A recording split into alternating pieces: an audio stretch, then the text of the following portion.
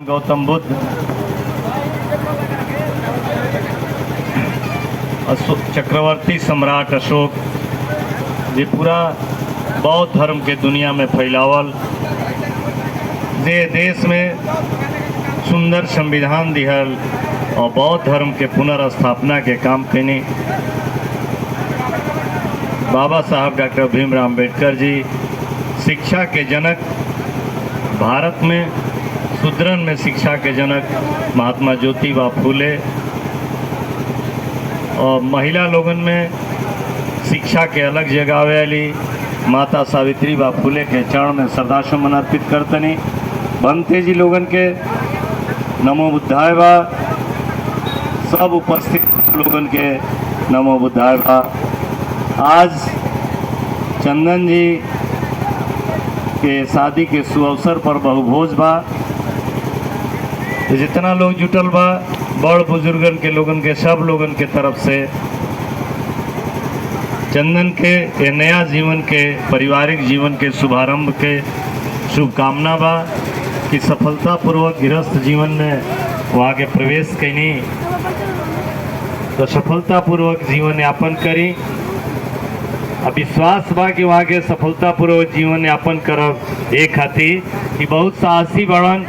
आज जौन वैदिक रीति से शादी विवाह या तमाम कर्मकांड हो रहा बा, ये परिवेश में श्रमण संस्कृत के बौद्ध रीति से जौन अपन शादी विवाह संपन्न कैला हन, एकरा खातिर बधाई बा।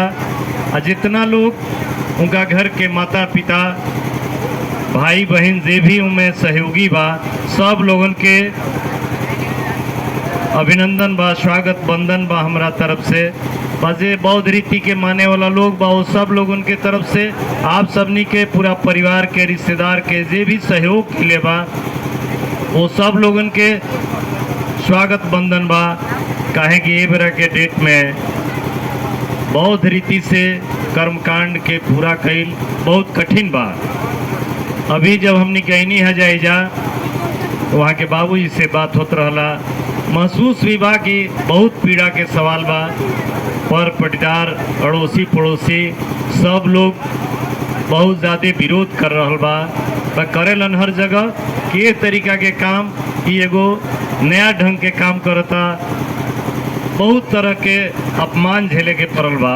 ये अपमान के झेलला के बाद भी एगो वैज्ञानिक रास्ता पर, सही रास्ता पर टिकल बड़न चंदन बाबू और उनकर पूरा परिवार। एकरा खातिर ढेर सारा बधाई बा, ढेर सारा बधाई बा। आपके परेशानी के हमनी के महसूस करता नहीं जा, यही खातिर बहुत सारा कई मित्र आपके आके बहुत मुस्तैदी से हौसला बढ़ावे खातिर जा जुटल बड़न, और हमनियों के मंच पर आके आपके आशीष प्रदान कर रहा बनी जा। एकरा पीछे ये कारण बा कि जौन तार परेशानी बा, जौन साहस के परिचय देले बड़ो, वो साहस के सलाम बा। बहुत ज़्यादा समय ना लिए बाप सबके कारण बा कि सब लोग भोज खाए में व्यस्त बा, सुने के मन नहीं के केहू के, परिवेश एगो नया बा। लेकिन बधाई बा, और भंते जी लोग पर सब बात समझौले बा, कितना बढ़िया बा। एक जना कहलन कि में बड़ा बढ़िया ही व्यवस्था बा, ताकि कुछ ये लोग के चढ़ावे के नहीं के पड़त, खर्चा बर्चा नहीं के। लेकिन ये धारणा पर हम ही कह चाहब कि बात गलत बा।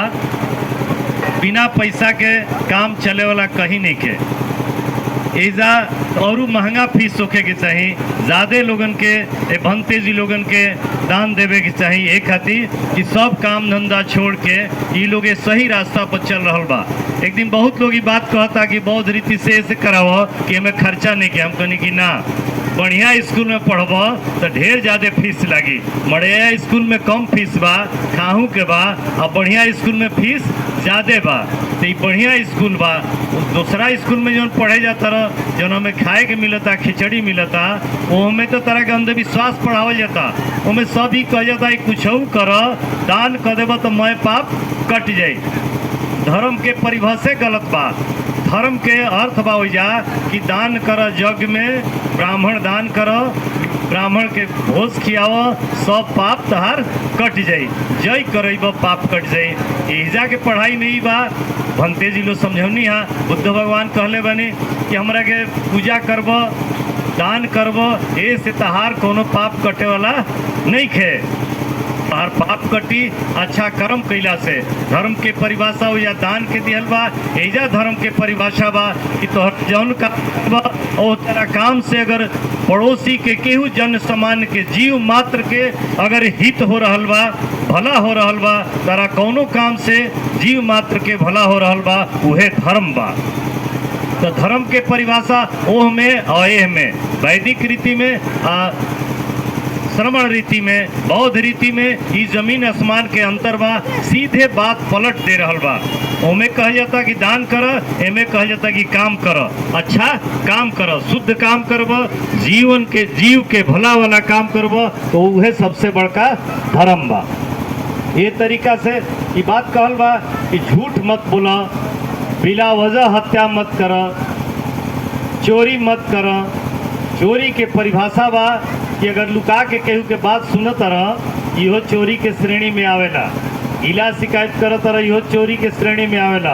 दूसरा के डायरी पढ़ल, दूसरा के फोन देख लिहल, इहो चोरी के श्रेणी में आवेला। हत्या के श्रेणी में अगर कड़ा निगाह से देखत रह, इहो हत्या के श्रेणी में आवेला। हाव भाव से केहू के ठेस पहुँचावत रह, इहो हत्या के श्रेणी में आवेला। ये तरीका के शिक्षा मिल रहल बा। तो भंते जी कहनी है कि अगर चोरी छोड़ दिए जाओ, बिला वजह अनावश्यक रूप से लोगन के सतावल यानी हत्या कई छोड़ दिए जाओ, नशा कई छोड़ दिए जाओ, पर स्त्री पर पुरुषगामीता छोड़ दिए जाओ, तो निश्चित रूप से जन कल्याण होई, पूरा समाज परिवार के कल्याण होई। आ जेकरा में ई पंचशील के आचरण आई, वो खुदे देवता बन जाई, ओकरा कोनो देवता के पूजा करे के आवश्यकता ना पड़ी।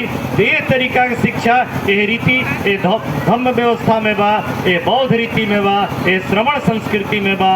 ऐसे हम सब लोगन से कहल चाहब यही रास्ता के अपनावल जाओ, ये रास्ता से कर्म कांड करावल जाओ। हर बार हर जब कोनो घर में ओकेजन होके, कोनो फंक्शन होके, तो ये बात के चर्चा कराओ जाओ। फिर श्रवण पंचशील अष्टांगिक मार्ग पर चर्चा होके, जितने ज़्यादा चर्चा हुई उतने ज़्यादा हमनी के कल्याण हुई। ताकि मन में सुनल जाई, मनन कल जाई, आचरण में अगर थोड़हू करके उतारल जाई, तो निश्चित रूप से जन कल्याण हुई।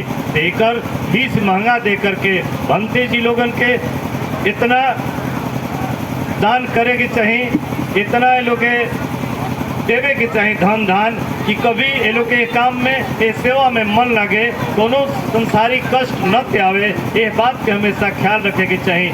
फ्री के व्यवस्था ठीक ना हो, कोनो चीज़ फ्री में अगर मिली तो वो ठीक नहीं है। हर चीज़ के कीमत चुकावे के पड़ी। आ जब यथावत कीमत चुकाव जाई तबे ओकर प्रतिफल अच्छा होई। यही के संगे अपन बात समाप्त करतनी। जय हिंद, जय भारत, जय बुद्ध, जय अम्बेडकर।